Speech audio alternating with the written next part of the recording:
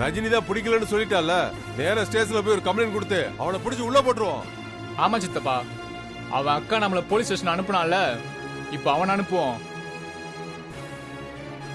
நாம ரஜினி கிட்டே நேரடியா இத பத்தி பேசிடுவோம். சித்தப்பா, என்ன பண்றது நீங்க சொல்லுங்க.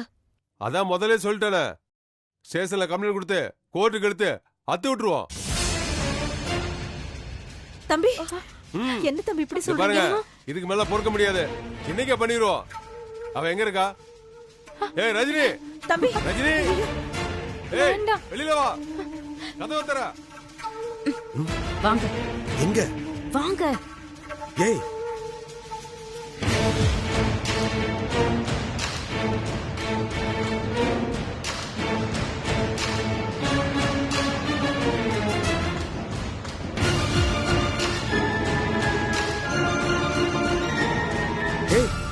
என்னடி நடிச்சிட்டு இருக்க? அவ்வளவு பேரும் வீட்டுல இருக்காங்க, யாராச்சும் பார்த்தா என்ன ஆகும் தெரியும்ல? ஏற்கனவே வீட்லயும் மண்டபத்திலயும் பேசிக்கிட்டு இருந்ததை பார்த்து ரஞ்சிதா கோவமா இருக்கா. யாரு பார்த்தாலும் இனி எனக்கு எந்த பயமும் இல்ல. நீயும் தம்பியும் சேர்ந்து பேசாத பேச்செல்லாம் பேசி போலீஸ வச்சு என்ன வீட்டை விட்டு துரத்துனீங்கல்ல, அதை விடவா கேவலம் வந்துற போது? இப்ப எதுக்கு நீ வர சொன்ன? சொல்லி தொலை.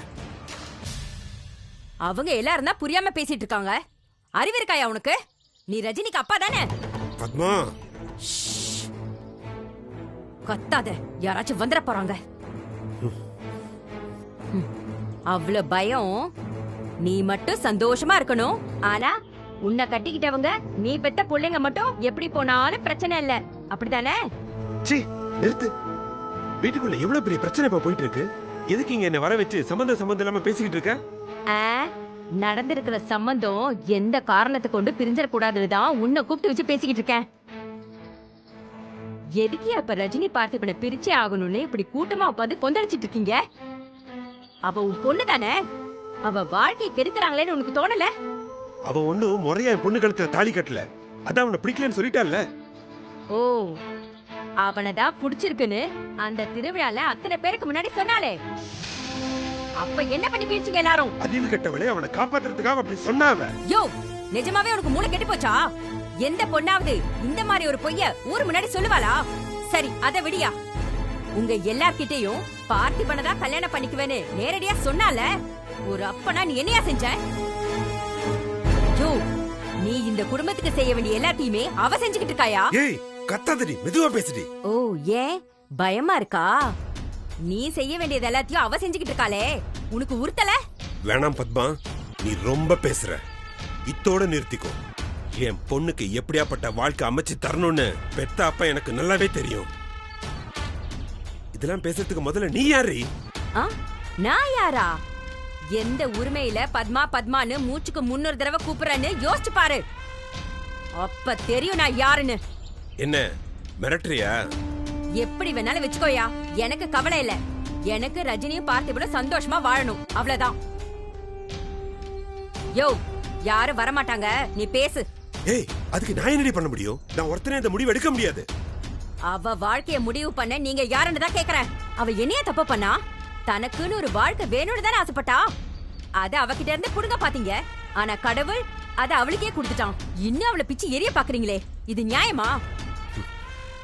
முதல்ல நீ நியாயமா வாழ்ந்துட்டு இருக்கியான்னு கொஞ்சம் பாரு. வந்துட்டா எங்க குடும்ப நியாயத்தை நாங்க பாத்துப்போம். இதுல நீ தலையிட வேண்டாம். என்னது? உன் குடும்பம் தலையிட வேண்டாமா? ஜோ, இது நீ கட்டினதுதான், ஞாபகம் இருக்கா? உள்ள போடு, உள்ள போடுறி. இப்ப வரைக்கும் நியாயமா உன் பொண்டாட்டியா தான் வாழ்ந்துட்டு இருக்கேன். இந்த குடும்பத்தோட நல்லது கெட்டதுல தலையிட எனக்கு எல்லா உரிமையும் இருக்கு. ஒழுங்கு மரியாதையா போய் ரஜினி பார்த்திபனை பிரிக்க வேண்டாம்னு சொல்லு. அந்த கூட்டத்தை கலைச்சு விடு. டேய், என்னால முடியாது. என்னடி செய்வ? ஒண்ணும் செய்ய மாட்டேன். இப்படியே ரஞ்சிதா அக்கா கிட்ட போய் நீதான் என் புருஷங்கிற உண்மையை சொல்லி மொத்த ஆட்டத்தையே கலைச்சு விட்டுருவேன், பாக்குறியா? ஏய் பத்மா, நில்லடி. என்னடி பண்ணணும் சொல்லி தொலை. ரஜினியோட அப்பாங்கிற ஸ்தானத்துல இருந்து அவளுக்கு செய்ய வேண்டியதை கரெக்டா செய்யன்னு சொல்றேன். ரஜினி பார்த்திபன் தான் சேர்ந்து வாழணும்னு எல்லார்கிட்டயும் சொல்லிட்டு ரஜினி கிட்ட போய் பேசுங்க. ரஜினி கிட்டயா? ஆமா, போங்க. அவ கோவமா தான் இருப்பா, கோவமா தான் பேசுவா. நீங்க எல்லாத்தையும் கேட்டுதான் ஆகணும், வேற வழி இல்ல. போங்க.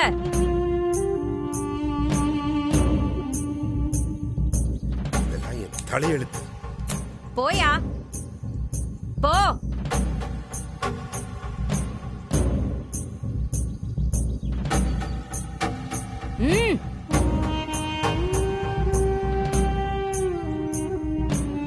எத்தனை பேர் தடுத்தாலும் நீயும் பார்த்திபனும் பிரிய நான் விட மாட்டேன் ரஜினி.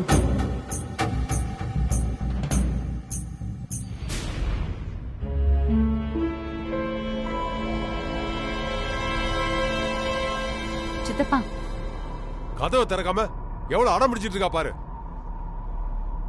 நீ அங்கதானமா இருந்த, நீயா சொல்லிருக்கலாம்ல. அவங்களுக்கு சந்தேகம் வரக்கூடாதுன்னு தான் சித்தப்பா உங்ககிட்ட சொல்லல. எல்லாமே கரெக்டா தான் போயிட்டு இருந்துச்சு. எல்லாம் அந்த அனிதாவால.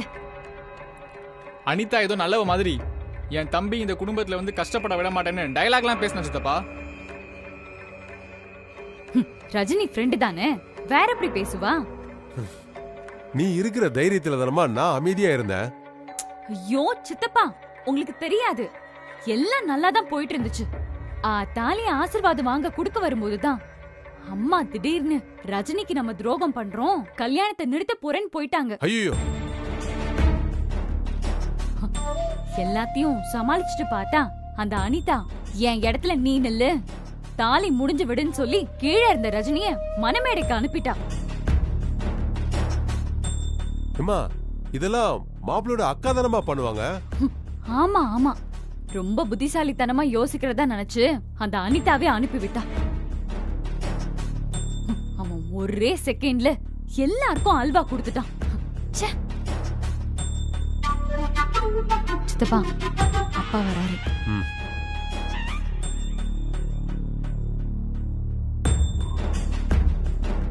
அண்ணே, எங்கன போன? என்ன அவ பாட்டுக்கு அவ இஷ்டத்துக்கு பேசிட்டு இருக்கா, நீ பாட்டுக்கு அமைதியா இருக்க? இது எல்லாத்துக்கும் நான் ஒரு முடிவு எடுத்திருக்கேன். சொல்லுங்க. நீங்க எல்லா விஷயத்திலையும் உரிமையோட பேசணும் தானே நான் ஆசைப்படுறேன். சொல்லுங்க. நான் சொல்றது இருக்கட்டும். ரஜினி விஷயத்துல நீங்க எல்லாரும் என்ன பண்ணலாம்னு இருக்கீங்க?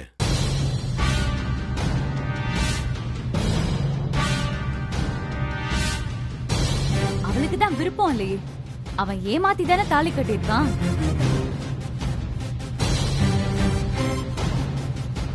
அண்ணே, நம்ம குடும்பத்துல அவனுக்கு கொஞ்சம் ஓவர இடம் கொடுத்துட்டோம். அதனாலதான் அவன் இஷ்டத்துக்கு என்னென்னோ பண்ணிட்டு இருக்கான். நம்ம யாருன்னு அவனுக்கு தெரியணும்னு. அதான் போலீஸ்ல கம்ப்ளைண்ட் கொடுக்கலான்னு தம்பி சொல்றது சரிதான். வேண்டாம், போலீஸ் கேஸ் அது இதுன்னு எங்கேயும் போக வேண்டாம்.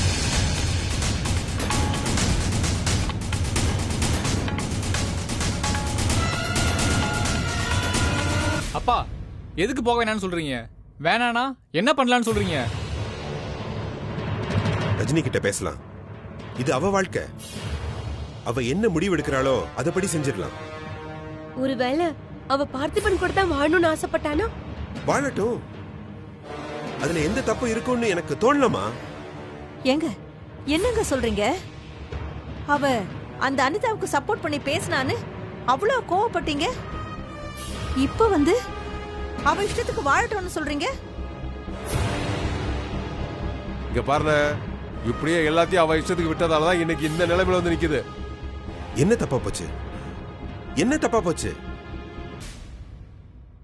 சொல்லுங்க. யாருக்கு என்ன தப்பா போச்சு? சங்கரி, உனக்கு ரஜினியால என்ன பிரச்சனை? இல்லப்பா, அவ எனக்கு எல்லாமே நல்லதான் செஞ்சிருக்கா. சொல்லுங்க, வேற யாருக்கு ரஜினியால என்ன பிரச்சனை? என்ன பிரச்சனையா இருந்தாலும் சொல்லுங்க.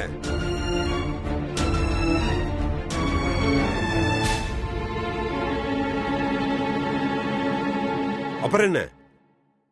அவ வாழ்க்கைக்கு எது சரியோ அவ அதை பாத்துக்கிட்டோம்.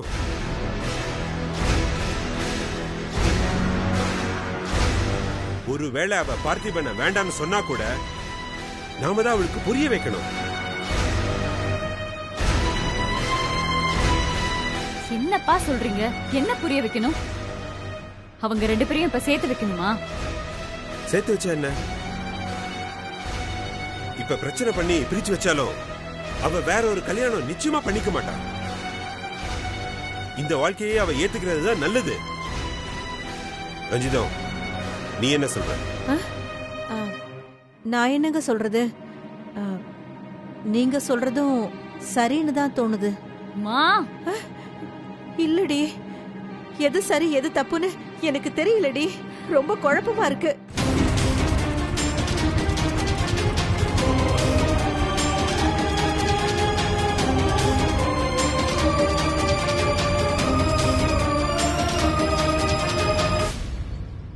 அம்மா,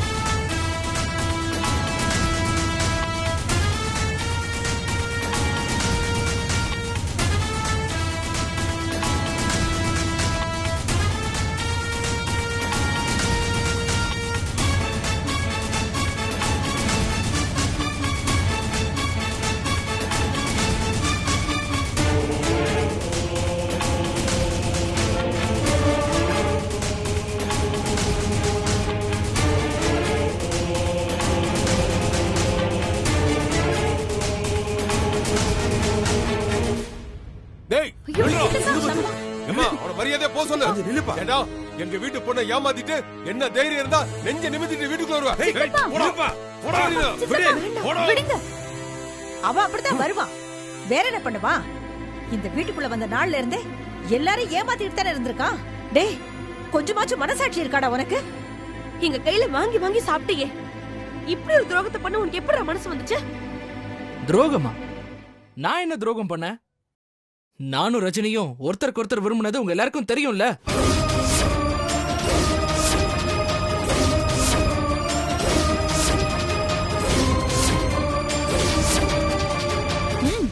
தெரியும். எங்க அக்கா உன்னை காதலிக்கிறேன்னு மட்டும் சொல்லல, உன்னை கல்யாணம் பண்ணிக்க விருப்பம் இல்லைன்னு கூட தான் சொன்னா. ஆ, தப்பு தப்பு தப்பு தப்பு. நீங்க எல்லாரும் சேர்ந்து சொல்ல வச்சீங்க.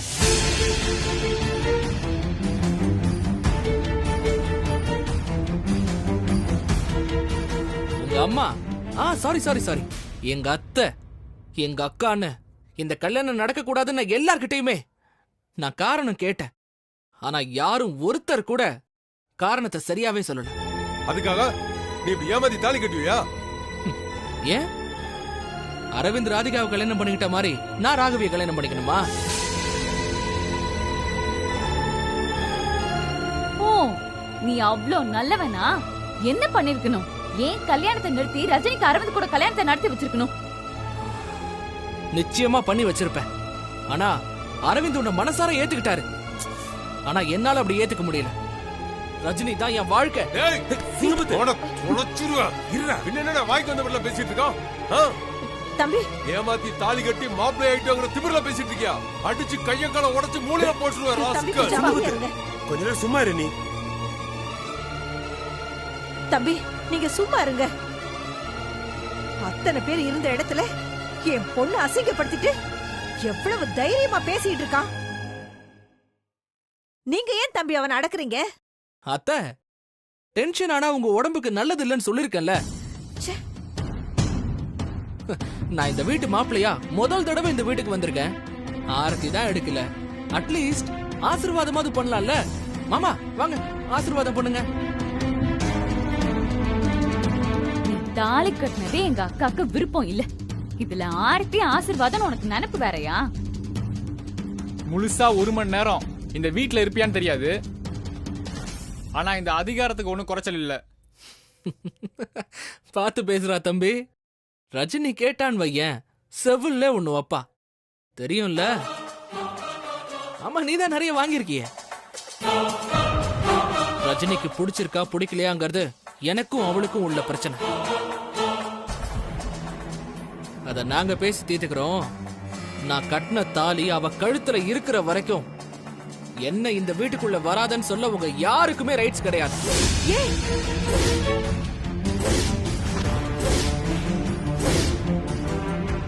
ஏன்னா நான் ரஜினியோட புருஷன். வேண்டாம். இனிமே நான் இங்கதான் இருக்க போறேன். என் பொண்டாட்டி வந்து என்ன போடா வெளியேன்னு சொல்லட்டும், அப்ப போறேன்.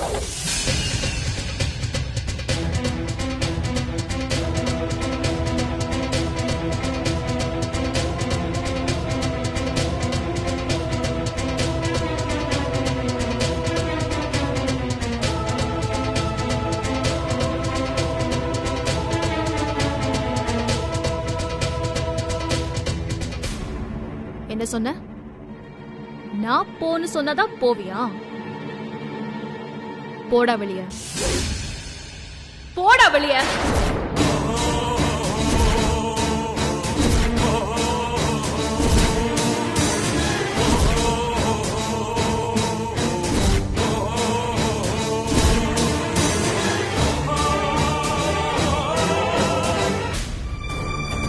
ரஜினி, அவன் சொன்னதெல்லாம் கேட்டீங்கல்ல?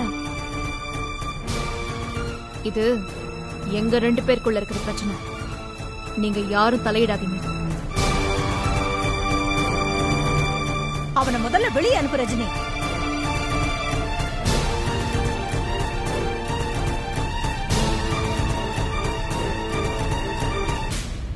ரஜினி, நான் சொல்றத கொஞ்சம் பொறுமையா. முடியாது. நீ வெளியே போ.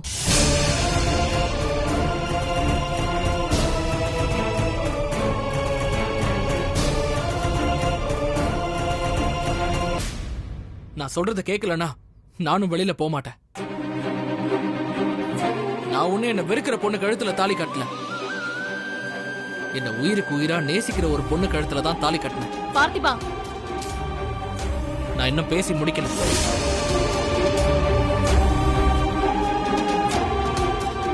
நான் உங்களுக்கு எப்படி இல்லாம புரிய வைக்க ட்ரை பண்ணேன். ஆனா நீங்க புரிஞ்சும் புரியாத மாதிரி தான் எல்லாத்தையும் செஞ்சீங்க. நான் தான் நம்ம 2 பேரும் சேர்ந்து இந்த குடும்பத்தை பாத்துக்கலாம்னு சொன்னேனே. ஆனா அனிதாவுக்கு அதுல இஷ்டம் இல்லையே. வாழ போறது நாம 2 பேரும். இது நம்ம வாழ்க்கை. முடிவை வேற யாரும் எடுக்க முடியாது. குடும்பம் நட்பு தான் பெருசுன்னு நினைக்கிறவனா, ஆனா கூட பிறந்த அக்காவுக்கே உரிமை இல்லைன்னு சொல்றவன் நீ. உனக்கும் எனக்கும் செட் ஆகாதுன்னு தான் இந்த கல்யாணமே வேண்டான்னு சொன்ன. இதெல்லாம் இப்போ இந்த நிமிஷத்துல உங்க மனசுல தோன்றத நீங்க பேசுறீங்க. இல்ல, இதுதான் நிஜம். இதை விட பெரிய நிஜம் ஒண்ணு இருக்கு. அது உங்க மனசுல நான் இருக்கேங்கிறது. எனக்கு அதுதான் எல்லாத்தையும் விட பெருசா பட்டுச்சு. ஆனா எனக்கு அனிதாவோட நட்பு, நான் அவளுக்கு செஞ்சு கொடுத்த சத்தியம், இதெல்லாம் தான் பெருசு. எல்லாத்தையும் நான் சொல்லியும் ஒண்ணு பண்ண மாட்டேன்னு சொல்லியே கடைசி நிமிஷத்துல என்ன ஏமாத்திட்டல்ல. மனசுக்குள்ள காதல வச்சுக்கிட்டு இல்லன்னு என்ன ஏமாத்துறீங்கல்ல இந்த நிமிஷம் வரைக்கும். அதை விட இது ஒண்ணும் பெரிய தப்பு கிடையாது. இங்க பாருங்க, இப்பவும் சொல்றேன், எனக்கு மட்டும் இல்ல, இங்க இருக்கிற அத்தனை பேருக்கும் நல்லா தெரியும் உங்க மனசுல நான் இருக்கேன்னு.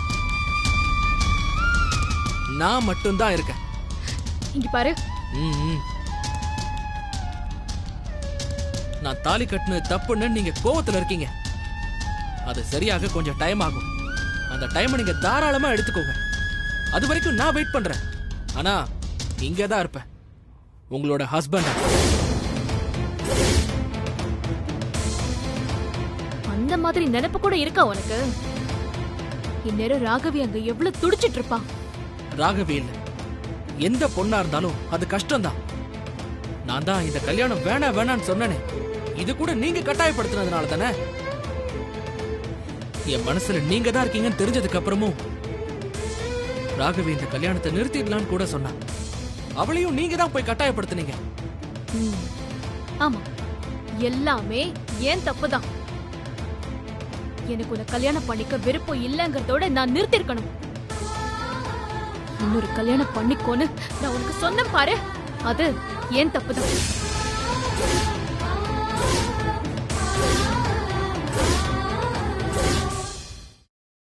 அந்த தப்புக்கு தண்டனையா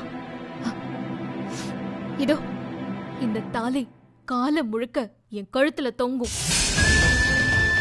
அதுக்காக நீ என் புருஷன் எல்லாம் எந்த உரிமையும் எடுத்துக்க முடியாது.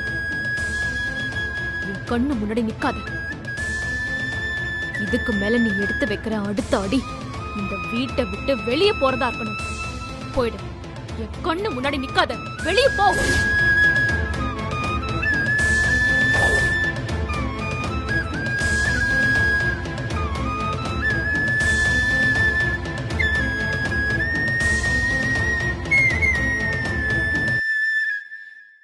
அப்புறம் என்னடா, அதான் சொல்லிட்டால போலில. நான் எங்கேயும் போக மாட்டேன். ரஜினியே என்ன உள்ளவா பார்த்திபான்னு கூப்பிடுவா. ஏய் போடன்னு சொல்லிட்டு போடா. போடா. ஏய் போலில. இங்க இருக்க. நான் சொல்றத கேளுங்க.